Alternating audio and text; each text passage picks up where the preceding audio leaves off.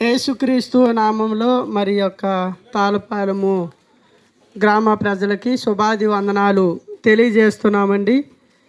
యేసుక్రీస్తు మరి దేవాతి దేవుడండి. ఆయన సృష్టికర్త అయిన దేవుడు, అందరినీ కూడా మరి పుట్టించిన దేవుడు, అలాగే జీవరాశుల్ని సమస్తాన్ని నిర్మించిన దేవుడు. కానీ అన్నిటికంటే మానవుడికి, మనిషికి గొప్ప యోగ్యత దేవుడు ఇచ్చాడు.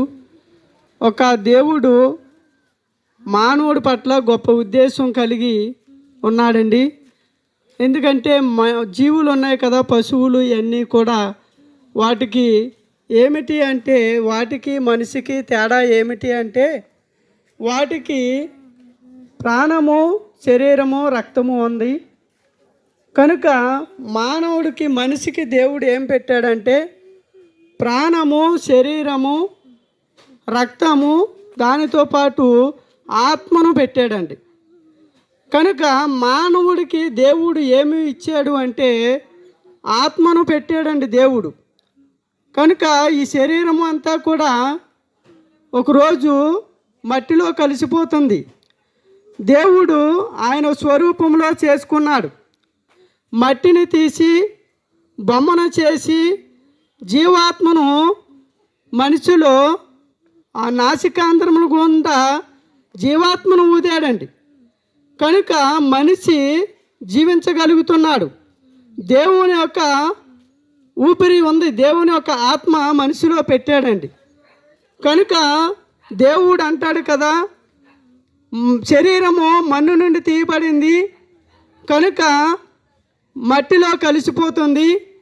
ఆత్మ దేవుడు పెట్టాడు కనుక ఆత్మ దేవుని వద్దకి చేరుతుంది. కనుక ఈ ఆత్మ దేవుని వద్దకి చేరాలి. ప్రతి ఒక్క మనుషుని యొక్క ఆత్మ దేవుని వద్దకి వెళ్ళాలి. అయితే మట్టి శరీరము మట్టిలో కలిసిపోతుంది. కానీ ఈ ఆత్మ దేవుని వద్దకి వెళ్ళిన తర్వాత దేవుని వాక్యం ఏం సెలవిస్తుంది అంటే, అక్కడ 2 స్థలాలు ఉన్నాయి.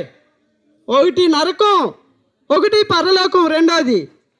కనుక ఈ లోకంలో ఉండగా ఈ దేవాతి దేవుడు యేసుక్రీస్తు సృష్టికర్త అయిన దేవుడు, ఆత్మస్వరూపిగా ఉన్న దేవుడు శరీరధారుడిగా ఈ లోకానికి 2025వ సంవత్సరం కన్య గర్భమందు జన్మించి మనుషులందరి కోసము ఆత్మ కలిగిన దేవుడు, ఆత్మయ్య ఉన్న దేవుడు శరీరధారుడిగా ఈ లోకానికి వచ్చాడండి. 33.5 సంవత్సరాలు జీవించి 3.5 సంవత్సరాలు సువార్తను ప్రకటించి ఆయన మనుషులందరి కోసం, మనుషుల పాపముల కోసం శిలువలో ప్రాణం పెట్టి రక్తం సిందించి ఆయన చనిపోయి సమాధి చేయబడి 3వ దినాన్ని సజీవుడిగా లేచి పరలోకానికి ఆరోహణమయ్యాడండి.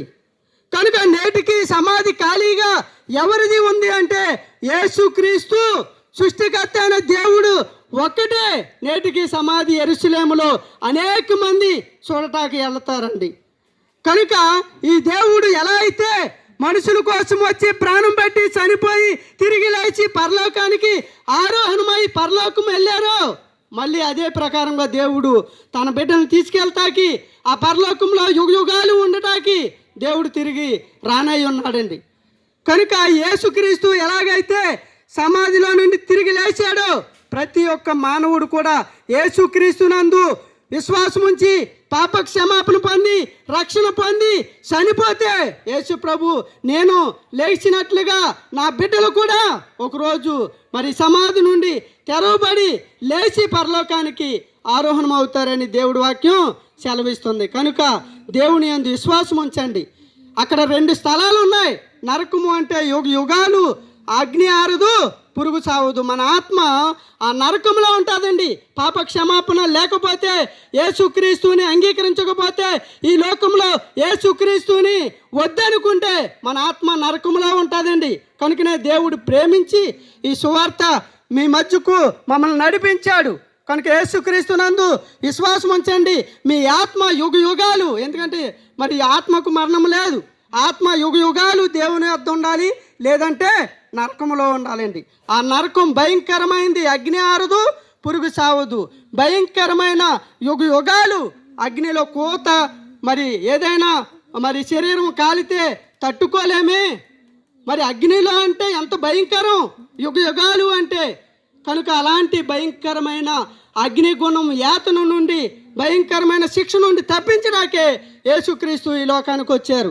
కనుక యేసుక్రీస్తు నందు విశ్వాసం ఉంచండి, మీరు మీ ఇంటి వారు గొప్ప రక్షణ పొంది యుగ యుగాలు ఉండే ఆ పరలోకం రాజ్యాన్ని దేవుడు మీకు అనుగ్రహిస్తాడు. అట్టి కృప దేవుడు మీకు అనుగ్రహించును గాక. ఆమేన్. స్తోత్రం నాయనా, స్తోత్రం స్తోత్రం స్తోత్రం. మహాపరిశుద్ధుడా, మహాగణుడా, సర్వశక్తిమంతుడైన దేవా, మీకు వందనాలు, స్తుతులు, స్తోత్రాలు నాయన. ఈ గ్రామాన్ని ప్రేమించి ప్రభువా నాయన, ఇదిగో తండ్రి నీవేమై ఉన్నావో ప్రభువా నాయన, నువ్వు ఎలా వచ్చావో మరలా మీరు తిరిగి అలాగ వెళ్ళారో దేవా తండ్రి, నీ స్తోత్రాలు నాయన. నీ జీవము గురించిన మాటలు ప్రభువా నాయన ప్రకటించి ఉండగా నీ బిడ్డలు ప్రభా ఎవరి హృదయాల్లో ప్రభు వాటిని పలేయో మాకైతే తెలియదు, కానీ ప్రభా దేవా తండ్రి విన్న నీ బిడ్డలు ప్రభువా నాయన ఎందు విశ్వాసం ఉంచుటకు సహాయం దయచేయండి నాయన. విశ్వసించువాడు నిత్య జీవాన్ని పొందుకుంటాడంటున్నావు ప్రభా. అయ్యా తండ్రి, అటు విధముగా ప్రభా నీ బిడ్డల్లో విశ్వాసం కలగజేసి నాయన దేవా నీ గొప్ప రక్షణ ప్రభా నాయన గ్రామ బిడ్డలకు దయచేయమని, ఈ గ్రామంలో ఉన్న ప్రతి బిడ్డతోనూ మీరు మాట్లాడండి తండ్రి. నీ స్తోత్రాలు నాయన. ఈ రాత్రికాల సమయంలో జరుగుతున్న ప్రభా కొడుకు ద్వారా కూడా ప్రభా నీ మాటలు వినిపింప చేసి నాయన నీ బిడ్డల జీవితాల్లో గొప్ప కార్యం జరిగించమని, ఈ గ్రామాన్ని రక్షించమని, ఈ గ్రామంలో ఉన్న ప్రతి బిడ్డని మీరు దర్శించి ఆకర్షించి నీ వైపు త్రిప్పుకోమని నజరేయుడైన యేసుక్రీస్తు నామమున పేరట ప్రార్థించి అడిగి పెడుకుంటున్నాం పరమ తండ్రి. ఆమేన్.